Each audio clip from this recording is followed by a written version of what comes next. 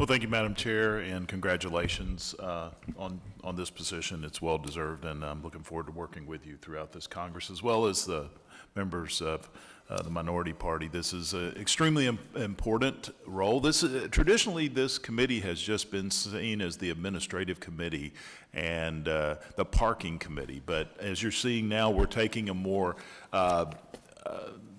I'd say aggressive role, or a role in taking our tasks very seriously. Not that it wasn't done in the past, but I think we're in a place now where it's very important that we do look at the role of government, federal government, state government, and especially integrity in our elections. And again, I agree with things that's been said. This is, according to the Constitution, the states take the predominant role. The federal government's role in that time to time is limited to who can vote more than how they vote. And so we leave that to the states. And I think it's important we set the record straight, especially being from Georgia, as to the 2022 election. And Georgia's new election law was chief among, I think, some of the successes that we saw post-2020 and going into the 2022 elections. And these laws were passed over the past several years. And as a former member of the legislature, I can attest that we have always taken election laws very seriously in Georgia. And there's always going to be some level of fraud. We're never going to eliminate all of it, but we do have to make sure that our elections have the integrity and the people feel that their vote really matters. Unfortunately, there was a lot of falsehoods about Georgia's election law pushed by many, especially many in Washington, D.C., claiming that it was going to create massive voter suppression, which even the Washington Post and other major media outlets identified that these claims were false, even before the election happened. And so, first, let me ask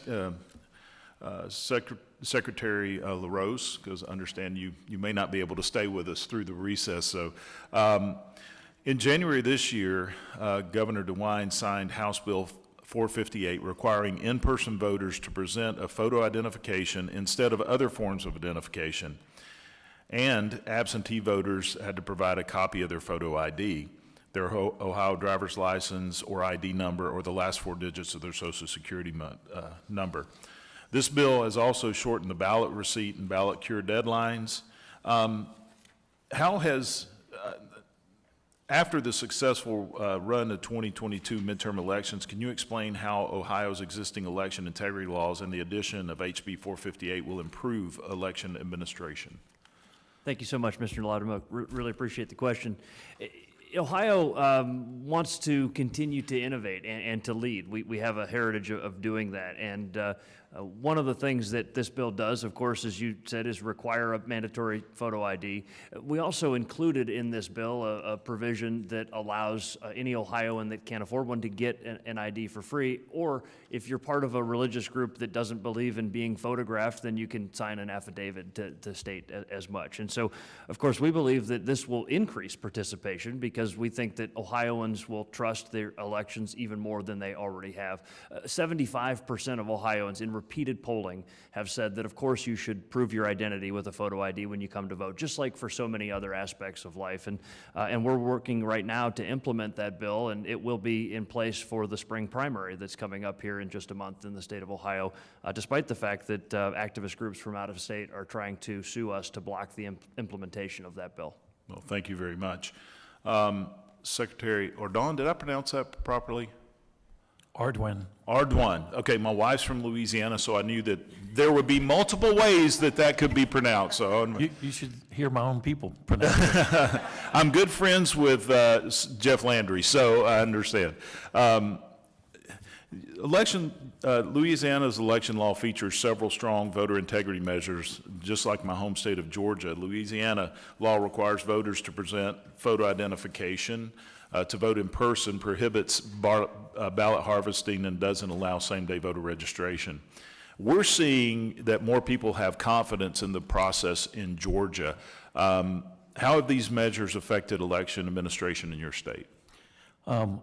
we have not seen a negative impact. Of course, you know, Louisiana has had required photo ID since 1997, and it was pre-cleared by the Clinton administration's Department of Justice. We accept any form of state ID or any form of ID that has a picture and a signature on it.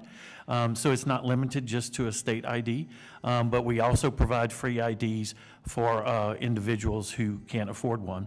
The ballot harvesting has only increased the confidence in our elections, and we passed it, and a Democratic governor signed it into law prior to the presidential election of 2020. We had a robust turnout of 70.1% in that particular election, so we haven't seen any negative impacts. Well, thank you for that. And I'll just say the feedback I hear from people in Georgia from both parties is it's okay if my neighbor votes differently than me and cancels my vote, but it's not okay if somebody who's not supposed to vote cancels my vote. I yield back.